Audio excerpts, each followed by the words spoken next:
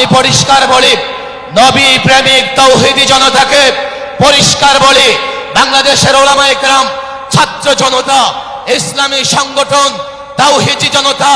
সকলেই দল মত নির্বিশেষে আল্লাহর নবীকে মহব্বত করে,